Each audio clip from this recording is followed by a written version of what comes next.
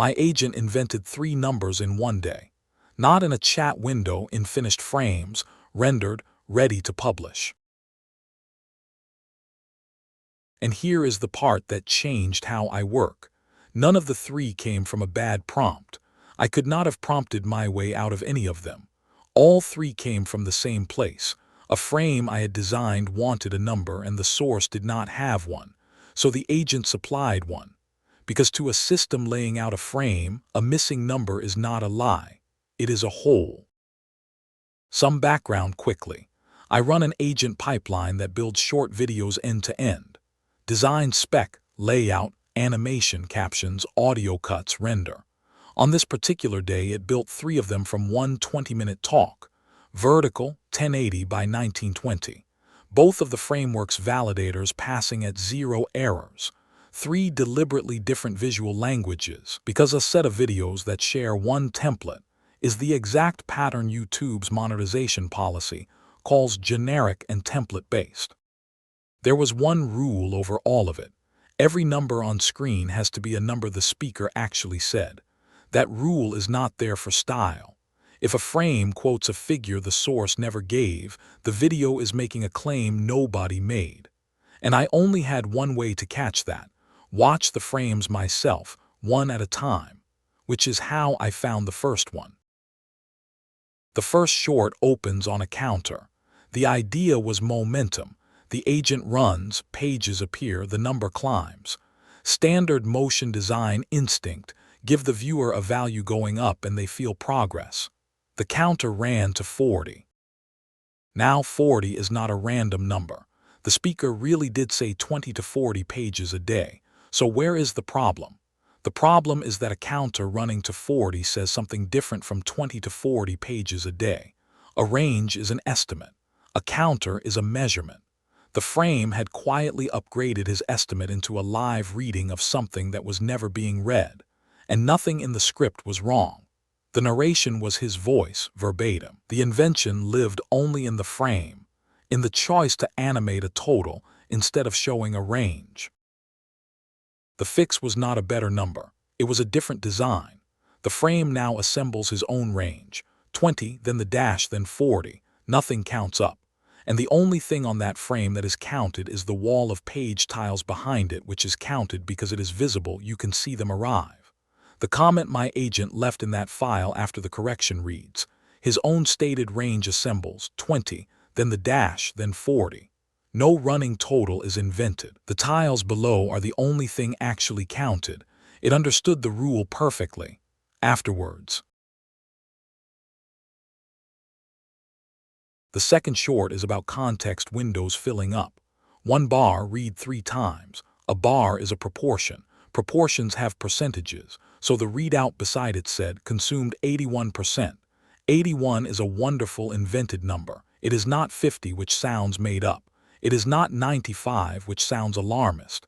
It has that texture of something measured, and the speaker never said it. He never gave any percentage at all. This is the one that scared me, because 81% is the kind of figure someone quotes back at you. It looks like data. It travels. The frame now carries his own words where the percentage was. The readout says more, and then as the fill advances it says and more. That is what he actually said. There is a nice technical detail hiding in that fix. The animation library loaded from the CDN does not include the plugin that changes text, so text that changes has to be driven from a proxy value in an update callback, which means it also has to be derived from that value, so that seeking backwards in the timeline lands on the same words.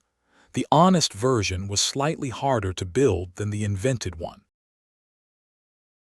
The comment on that fix says, no percentage is shown.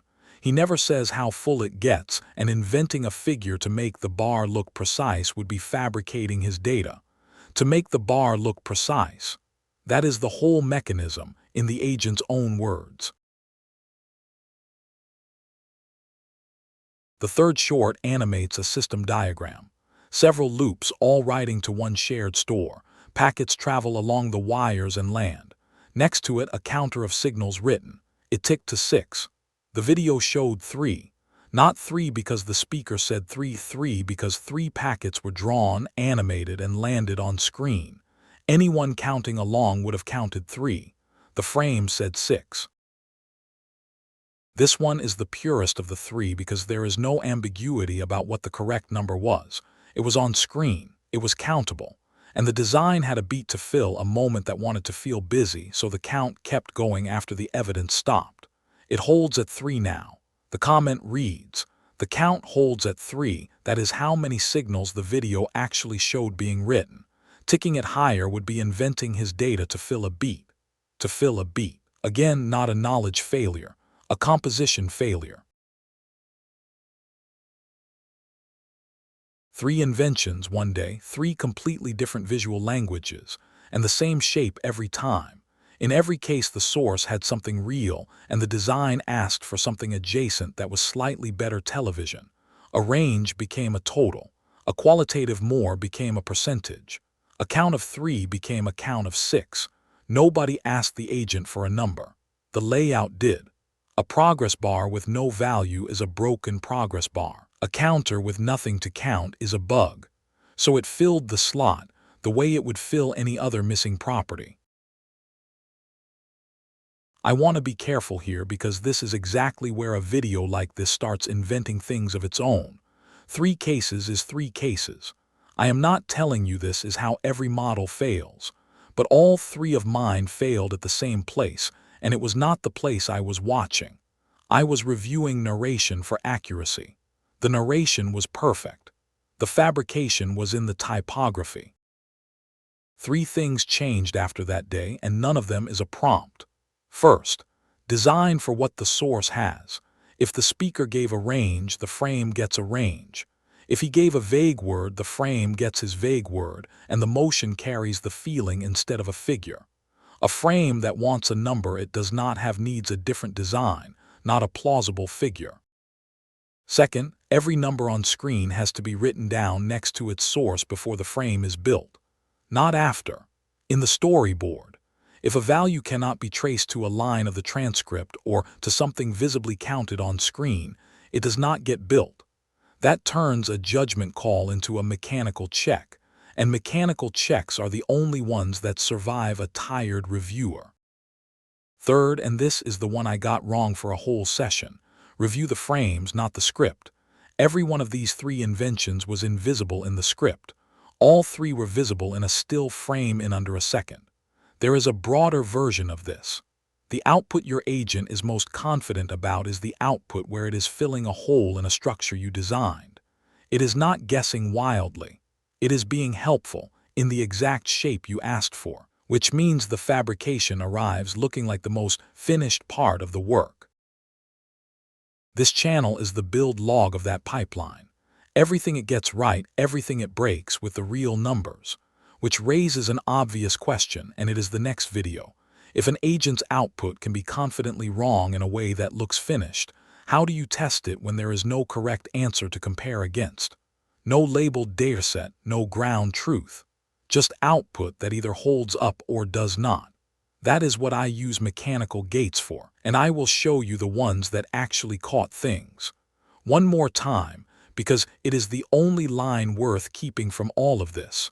A frame that wants a number it does not have needs a different design.